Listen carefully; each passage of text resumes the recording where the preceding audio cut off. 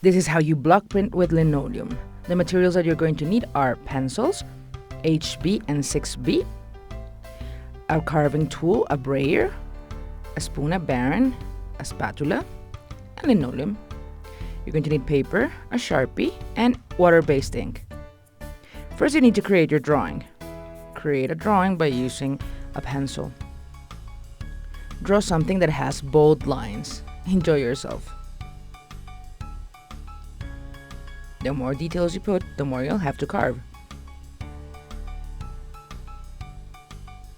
To prepare your block, you have to cut it to the size. Then you pass the drawing onto the block. With a Sharpie, you're going to trace it so that you can see it much better. The lines should be bold.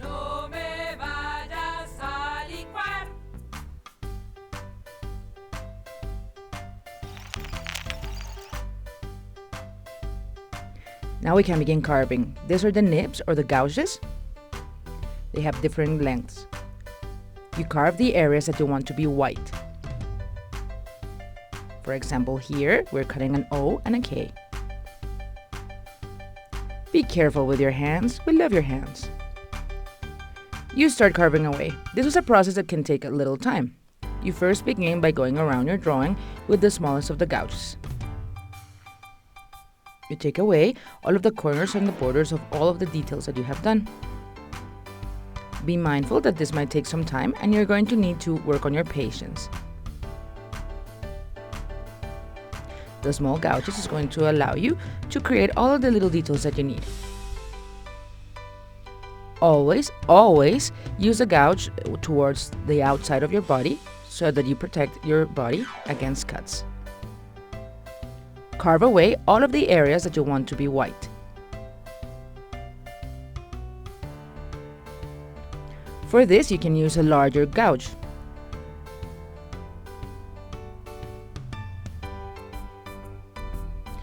Be very careful not to cut any of the details that you have bordered before. To prepare the template, you're going to put your block on top of a piece of paper and you're going to mark where the paper is going to be. Prepare the ink. You need a palette.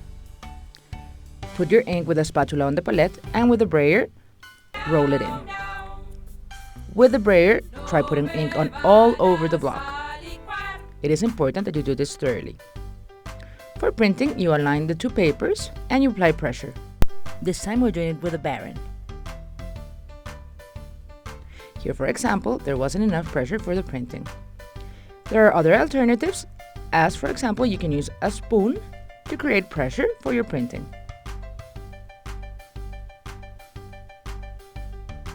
Spoons are quite handy and we can find them in our kitchens. I hope you love this technique that is called